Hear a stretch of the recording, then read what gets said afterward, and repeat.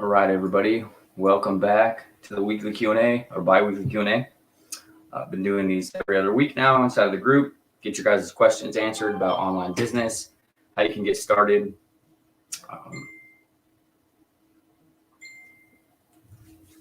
Stuff like that. Sorry, totally. So if you guys are watching this live, be sure to drop me a hashtag live. If you're watching on the replay, drop me a hashtag replay. We will wait for a couple people to come in, start asking questions. If you guys have any questions about, affiliate marketing, making money online, personal branding, feel free to drop them, ask them. And I'll give you guys a transparent, real answer as far as like what it actually takes to have success online. I've been in the digital marketing space for quite a few years now. Made my fair share of mistakes.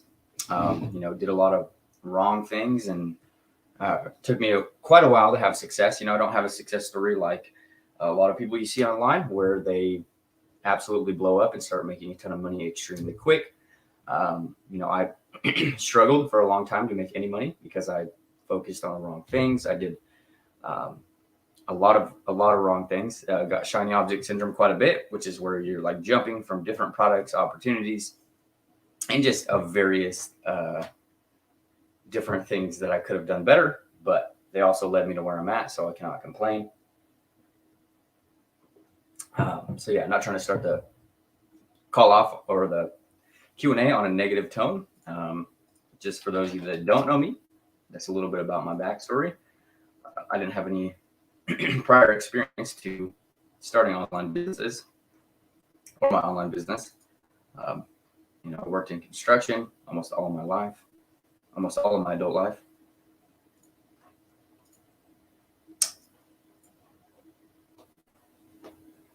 So let me see, just making sure I'm live. I need to get better internet. The camera quality is so bad.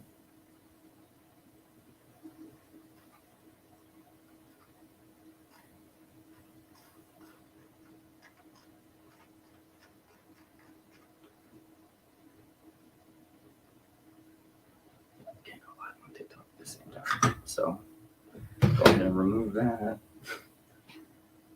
So I recently moved, and the internet is absolutely horrible where I'm at. So I'm like managing if I do any like more than one different task on the internet, it like starts to crash. So it's definitely been challenging, especially because I, have an online business and my entire business revolves around the internet. So it's definitely very challenging. It's been, having to get very creative as far as how I'm able to manage it or do different types of things. You would think that big internet service providers would be available everywhere, but they are not where I'm at. I just moved into like a tiny little town, 40 minutes north of where I was living. So it's definitely been a struggle. So let's see if we got any questions we can answer.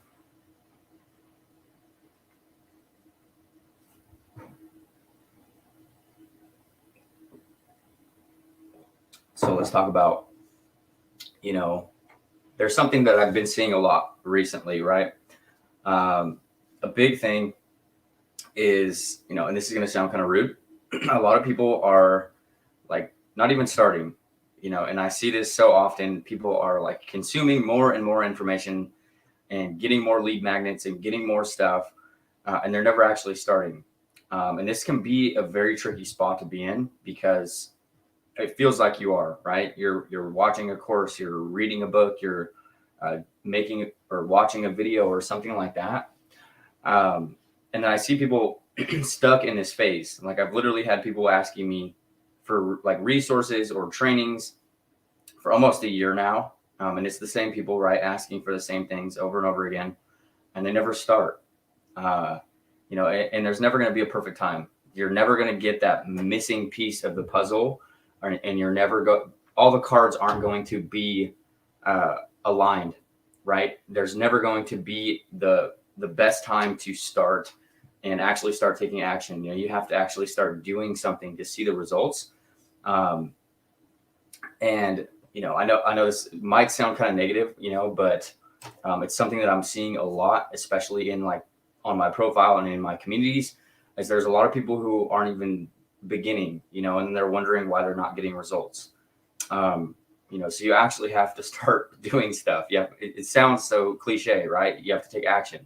You have to start putting out content. You have to start doing something. Otherwise, you're not going to have success, right? You're not going to be able to make sales if you're not actually implementing these things that you're learning. So I'm not going to rant on about that because it's kind of a negative subject. But I just want you guys to be aware of that. Like that's a key thing,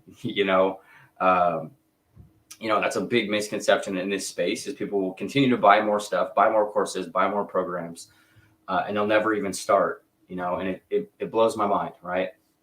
So someone asked my question, what is your opinion on cold messaging? Do you think it is still as effective? 100%. But it depends how you do it. A lot of people on Facebook, in my opinion, do it very poorly. So they will send cold messages to people they don't even know. They'll send messages, pitching, sending opportunities, or like assuming that person has a problem before they ever even establish any rapport. So a dynamic that I like to go when I do cold messaging, I don't do too much of it anymore, because I get inbound leads consistently. So those are kind of, I prioritize those type of conversations.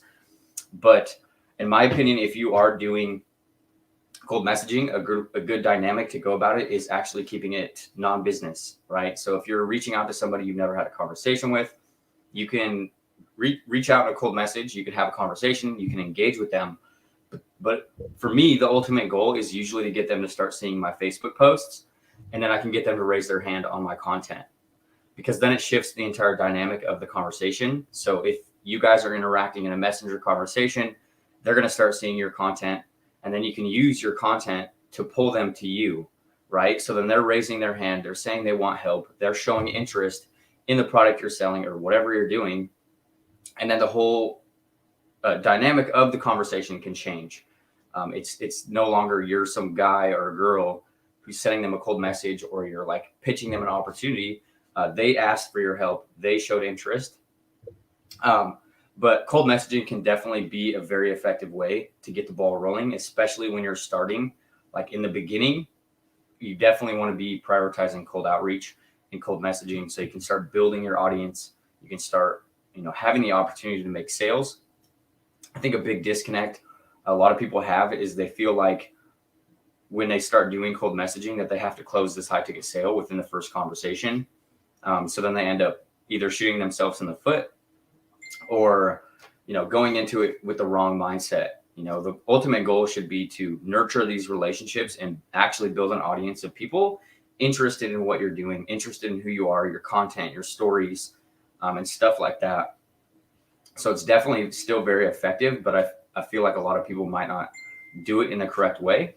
But I do know a bunch of people that have a ton of success with cold messaging. It's not something that I personally do very much anymore. But I did do it for a really long time.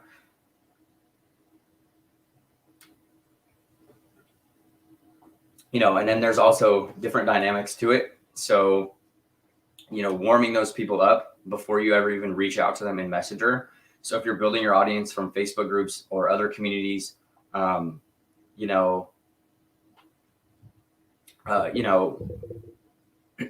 if you're engaging with other people, you're building these relationships, and then you end up adding them as a friend and you send them a friend request. It is still a cold message, but it's not like they already know who you are. They've seen your profile picture. You guys have already kind of had a conversation. So it can make them responding to those cold outreach messages significantly higher, because I do know, when you are doing cold outreach, there will be a significant portion of people that don't respond. You have to make sure that you guys are actually friends. Otherwise, they won't even see your messages. But last question, what would your advice be on starting a Facebook group similar to yours? So understanding the layers of Facebook. So my biggest recommendation is usually growing a Facebook community of your own. Very powerful strategy. Eventually they start to grow and get organic growth by themselves. So once you get your group to a certain point, you'll start getting requests daily, and you're not having to do anything in it other than post. And the cool part about that is kind of like tying back into the last part that we were just talking about cold messaging, is once you get your group to that point and you have people requesting to join, that's them raising their hands, right? That it makes reaching out to them or presenting an offer to them a lot easier, because you're the leader in that space. You are, you're the authority. It's your group, so they know who you are. If your group is branded correctly, you have your picture of your profile or your picture of yourself on the cover photo and stuff like that. When you end up reaching out to them and welcoming them to the group, they've already raised their hand. So it's not even necessarily a cold lead at that point. It's kind of like a lukewarm or a warm lead. So it makes opening up conversations extremely easy. That's, I'm a big believer on growing your group. That's what I put a bunch of emphasis on. That's what I teach most of my students. You might not have heard, but I did actually launch a case study group earlier in the month that's talking about that exact strategy. But a great way to do it, and so you have your Facebook profile and you have your Facebook group.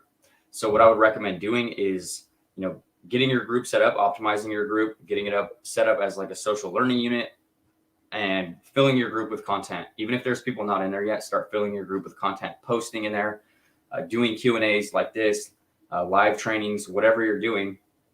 And then you can start utilizing all of the pieces of content in your Facebook group as the lead magnets on your personal Facebook profile. So what I mean by that is, if you did a training inside of your Facebook group, or you put out a post, or you did something inside of your community, you can then do a post on your profile, pulling the people out of your audience, doing like a lead generation post. Like, I just put together a 7-step guide for doing XYZ. And then you're going to get all these people raising their hands and saying they're interested. And then you can follow up with them and you can send them to your group. You can say, hey, I just did this training inside of my group. Go ahead and join, and I'll tag you in the post. So this is a very effective way to grow your group quickly, if you're purely doing Facebook organic. But there's also other ways. You can use external traffic sources like TikTok, Pinterest, or anything like that. Short form video content works really good at getting your group to grow fairly quickly. And the goal is to get to that point where you get requests every day. So that's just a couple of tips. And then asking people, if you want to put a huge emphasis on growing your Facebook community, you're probably already in conversations with people. If you're delivering value to them, or you're in a conversation, you can literally just ask them, hey, would you like to join my community? Those can work really good at growing, your community. And you don't have to have a massive group to start making a ton of money, and that's the reality of it. There's a lot of people that have smaller groups than mine that are making a lot more money. But I would say quality over quantity when it comes to your group. Having, if you have a group, you kind of want to avoid having a bunch of people that are like promoting the same thing or promoting the same product, because then it just becomes like this breeding ground for people to poach your community members, which is, you're never going to be able to stop from happening. That's just the nature of this business. But those are just a couple tips and tricks as far as like actually growing your group. I would definitely put a heavy emphasis on that. Then you can also put your group link inside of your Facebook profile and stuff like that. That's what I usually prefer over a affiliate link, because then when somebody joins my community or requests to join my community, I can build my email list. I can ask qualifying questions. I can see where they're at in their business before we even have a conversation. So that when I reach out to them, welcome them to the community, talk more about them joining my group, I then have a position on that conversation. If they're telling me I want to be making, $1,000 a month, or they're telling me that they haven't even started their online business, I can act accordingly in a conversation. I'm not going to jump into it and present an offer or carry myself in a way that's not relevant to where they're at in their business. If someone joins my group that's doing multiple 6 figures, and then I offer them, inexpensive training, they're not going to be interested. So that's the real power of having a group, in my opinion, is you know, that's the most powerful part of the Facebook organic system. And then it also, because it grows by itself, right? You have all these people joining your group. I don't mean to repeat myself, kind of just stringing along all these answers to these questions, but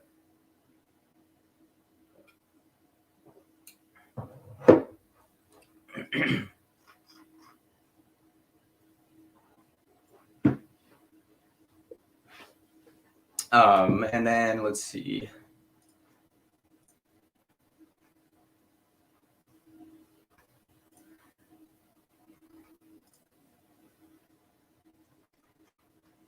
Yeah, and then another good way to look at it is your group can eventually become like your own masterclass, right? So like if as you're building out this community, you're building out your group, and you have all these different training videos, you have all these different things, that in a sense that will become your own like digital property, right? So you can start leveraging that on top of your offers. You can start mixing those into your bonuses. If you do like a training that's talking about a specific subject, you can then package that on top of your product. And then also mixing in your group on top of a product you're promoting is also a great way to increase the perceived value, because you're adding a layer of support. You're adding a support system on top of the product that you're promoting.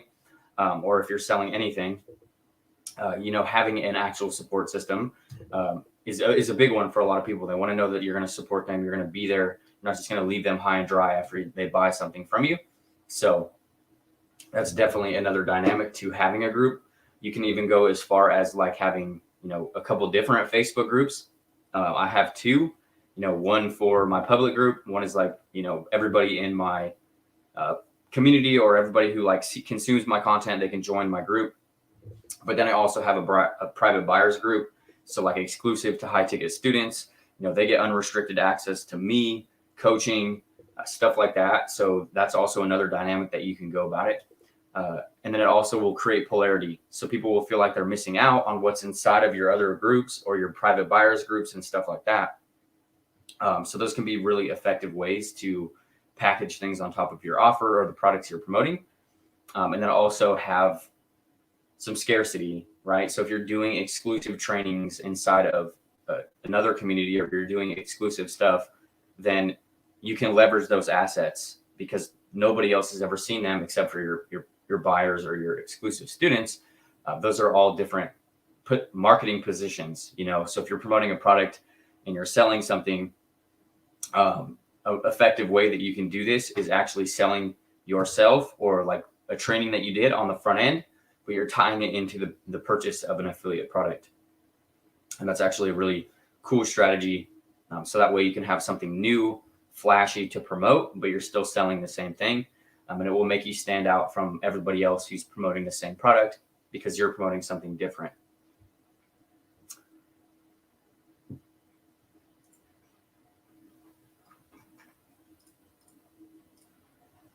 But yeah, so it doesn't super slow today. So it looks like there is like nobody on the live. So we'll go ahead and wrap this up, and I will see you guys in a couple weeks.